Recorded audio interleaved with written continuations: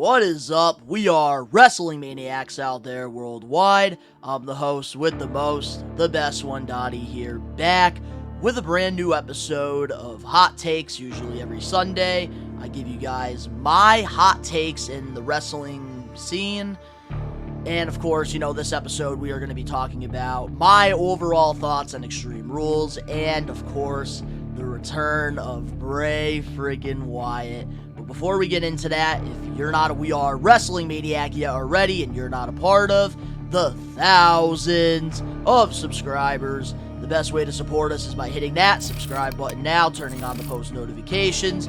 Videos be coming out of nowhere like an RKO, and of course, you already know, the grind is real. But before, we get into my hot takes for this week on, We Are Wrestling, I just want to address something. In our Bray Wyatt return reaction video, we, got some negative feedback, and I want to, address things from my side. If you guys have not checked out, Ben's comment, we pinned it in the reaction video, and I just want to, point out that throughout the entire stream last night, or watch-alongs, which, we usually do watch-alongs, guys, for the pay-per-views, so if you guys want to watch it with us, you can. But, yeah, last night, we were all out of sync during this entire pay-per-view, friggin', and you know why? Because Peacock sucks. And it friggin' was unfortunate because with the Bray Wyatt return, I was a few seconds ahead of both my co-hosts for the We Are Wrestling Talk show, Danny and Ben. And, some people commented that, like, oh, your friend, he was rude and stuff because Ben, was very behind from Danny and I during it. So, it felt like he was getting a little spoiled. And I want you guys to know, if you were on a watch-along with, two of your friends, and including, and also yourself, and you were in the situation that Ben was in, you would be pretty upset as well, especially for a monumental return like Bray Wyatt's last night. One of the most creative returns of all time. And if I was in Ben's shoes, I probably would have been the same way. Shut the f*** up, because he was behind. So he, I saw stuff before he saw it. And, I don't think Ben was rude at all. I took no offense to it, because if I was in his shoes, I would have, probably have said the same things, to be honest with you. And the people that, understand what was going on were the ones that were a part of the watch along. Because that's, the clip that we took from was the watch along. And throughout the entire thing, I even had to pause at certain points to get to where Ben and Danny were throughout this entire thing. Because sometimes Ben was ahead. There was other times Danny was ahead. And, even I was ahead as well. And during the Bray Wyatt thing, unfortunately, I was. And I've already addressed it to both of them that we need to get this whole, sync thing in sync, because I don't want something like this to happen again. But for people that are commenting that Ben is a bad friend, this and that, you guys are completely wrong, because both Danny and Ben, they have really been there for me, through it all this year, helping me grow this We Are Wrestling channel, and they both are very busy. They're also doing their own YouTube channels and content, and they also have families as well, and they're taking a lot of time out of their lives to help me do this, and I think they are the last people that I would consider bad friends or rude. Because you got to realize, if you were in that position, you would probably feel the same way. So I just wanted to clear that up on my end of things, because I don't want to be freaking typing my thoughts on it. And Ben's comment is already pinned, and I already put it in the video, so you can guys already see what I'm talking about. But now, let's get into the hot takes now. Let's talking about, the little drama. Let's get into the hot takes. So, Extreme Rules, my overall thoughts on the pay-per-view. It was very good. I was, very interested in it. I thought, the matches were great. I loved how every match had a stipulation. My only con that I have throughout this, entire show, there was not enough color. And I know it's stupid. I said this, I think, throughout my entire watch along, that there was no color. Like, the I Quit match was great storytelling, but I wish that we had some color so it would be more interesting. But I already know WWE is trying not to be like AEW. They want to have, less. They feel like there's no need for color. And AEW, on the other hand, they be friggin' coloring friggin' over to friggin' lines all the time with blood. But I felt like some of these matches, if they had some blood, it would have been perfect. And of course, the ending with Bray Wyatt, that was such a defining moment right there. Beyond shocking. And I just think, this show definitely was a great show. I think the matches were all solid. The storytelling was great. And, even the fight pit I thought was pretty good, but it definitely could have used, some freaking color. Seth Rollins coming out as like Rob Van Dam, that was pretty awesome because they were in Philly, and I love what Seth Rollins is doing. He's getting, more over and over every friggin' single time that this man's out there. It's awesome to see. And, the ladder match, I thought Bianca looked really good in that match as well. And the Brawling Brutes, I did have them winning. And I thought that Gunter wasn't going to get pinned. It was going to be one of the other members. And my prediction actually did happen. I believe I was 5 for 6 during this entire pay-per-view, which, is pretty shocking. Because usually I be giving you guys some really odd predictions. But I was right for the most part last night, which is awesome. But now let me get into Bray Wyatt's return after, watching this clip over and over and over again and really, having some time to sleep on it and to reflect. I gotta say, this was by far one of the most creative returns of all freaking time. And I don't care what anybody says, this is going to be going down in history for years. Our future friggin' kids are going to be talking about this moment looking back at 2022, October 8th, and saying, wow, that was a moment.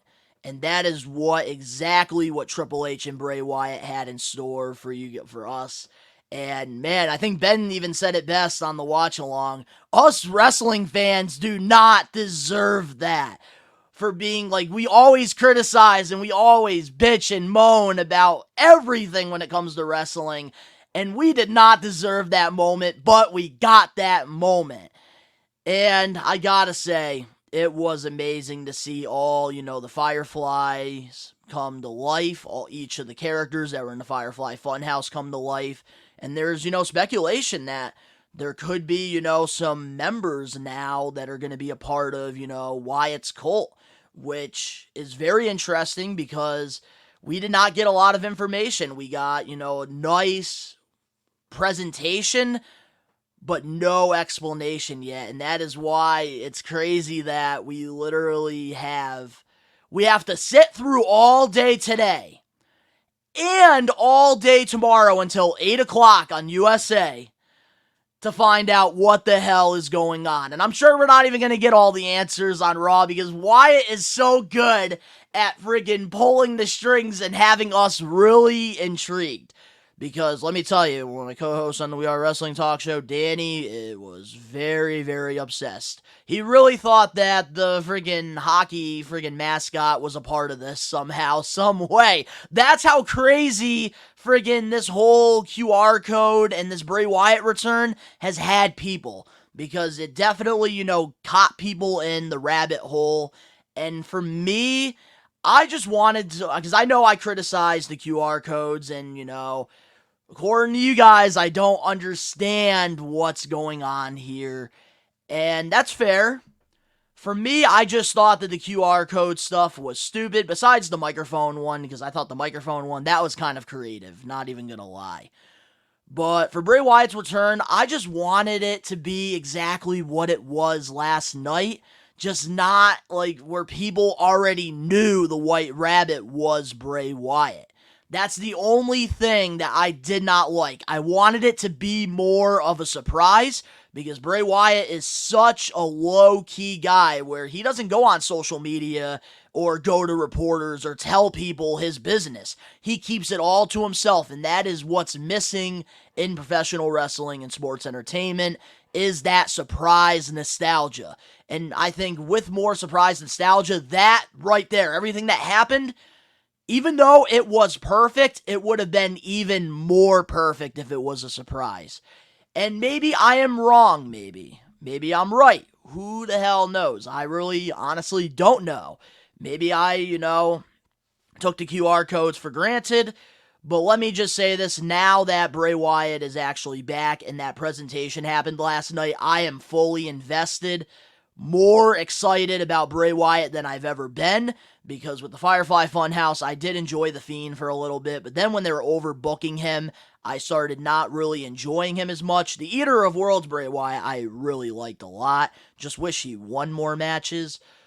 But if they can find that balance with this new Bray Wyatt, I think that the sky is the limit. I really hope they don't overbook him like they did with The Fiend. And, with his second persona, I hope that they do it occasionally similar to Finn Balor with the Demon. But I really think that this is going to be going down in history as one of the best returns. And I really think that these, real life puppets are going to come to life and they're going to be revealed as members of the cult that Bray Wyatt's building. And I think definitely Huskus the Pig, that is 100% Joe Gacy. And I will give you credit, Danny, alright? Even though freaking Joe Gacy commented on a random thing of a bunny, you were right. You got lucky, kid. You literally got lucky with it. Because any wrestler will do something for attention, and that's what I thought Joe Gacy was doing when he commented. But if you look right into those eyes of Huskus the Pig in the picture, definitely was Joe Gacy. And it could be, these could be members, but then again, at the same time, I know Triple H in the past has had NXT guys, dress up as stuff for big monumental moments and entrances. Like, at WrestleMania 30 when Triple H came out on the throne, we had Alexa Bliss, Sasha, and Charlotte Flair all by his side. And this was before they actually were called up to the main roster. So that could be the situation there, but I don't think it's going to be. I think we are going to have real members into this. And Bo Dallas has got to be one of them. I am, very determined that Bo Dallas has to be one of them. I hope Eric Redbeard does come back. And I think that this is going to be very interesting. We're going to get a lot of new things every week for such a long time. And I really hope that Bray Wyatt does actually debut his first match at Survivor Series, because I'm going to be there and I really want to see it.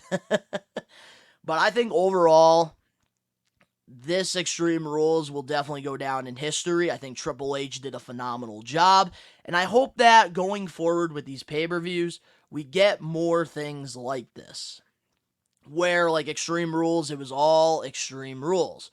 And I hope that maybe eventually down the line we don't get pay-per-views like Hell in the Cell and, TLC, because we just, these need to be special matches. And that's something I think I really did like about the Fight Pit. It was a special and it was a different match. I'm very, very excited for, what's in store for WWE. Definitely right now, I think WWE is, right now more entertaining than AEW. And I have been an AEW diehard fan since day one, but I think a lot of that drama that's going on backstage over there is not helping them at all. And while that's all happening, WWE right now is striving. Triple H is making great moves. It's the little details that I think have me invested, like now with like the matches, like with the titles, they have the lights freaking go out and like they have like a spotlight in the ring. I love that. Gives it that big fight feel to it.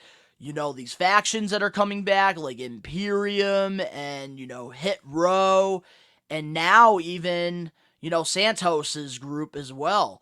I am really invested in what they're doing. They're really giving us a diverse, stacked roster, which is incredible. The women have been booked, better than they've ever been in such a long time. And I think that this is just the beginning, and now with Bray Wyatt in the driver's seat with Triple H, both of their creativities, it's going to work, and I am excited to see what's in store for that. And I gotta say, in our watch along, Ben also did say that maybe Bray Wyatt will be the next one to win the championship at WrestleMania. Which I'm not even gonna lie, he really blew my mind with that take, because if you look back at SummerSlam 2020, Wyatt lost that championship to Roman Reigns. So this can all come back in full circle, and then Cody Rhodes could be the one to, defeat Bray Wyatt. It definitely could happen, but we still got a lot of time, and we haven't even seen Raw yet to determine what's going to happen. All I know is they definitely picked the perfect time, and that is the thing about professional wrestling and sports entertainment is timing is everything. And with Bray Wyatt, they picked the perfect time for him to come back. And I cannot wait to see what they have in store for us, because I believe they did just hire a Marvel writer who, has been very behind Bray Wyatt. And with that creativity, I can't wait to see what they're going to do. I am not a Marvel or DC or, anime fan at all by any means, but this is definitely huge news, and I'm going to take the word from all the wrestling fans being happy about it. I'm going to take your word, and, I'm going to be very excited to see what's in store for us. But let me know in the comment section below, guys, what your thoughts were on Extreme Rules and Bray Wyatt's return. I was beyond excited, and if you guys have not checked out the reaction video, go right ahead, check it out. And just remember, when you're watching it, Ben was not being rude to me at all. It might have come off that way, but I'm sorry. But if I was in Ben's shoes, I probably would have been more of a dickhead. But if you guys enjoyed this week's episode of Hot Takes, make sure to smash that like button now. If you're not a We Are Wrestling Maniac yet already, help support the channel by hitting that subscribe button now, turning on the post notifications. The links are down in the description below. You can go follow me on my social medias and other YouTube pages, all that down below, plus on our Instagram and Twitter and our social media pages for the We Are Wrestling channel. We will be announcing the winners of our giveaway that we did, about a month ago, so we'll be announcing that later on today. But, of course, to all the We Are Wrestling Maniacs out there worldwide, we are taking over. Peace.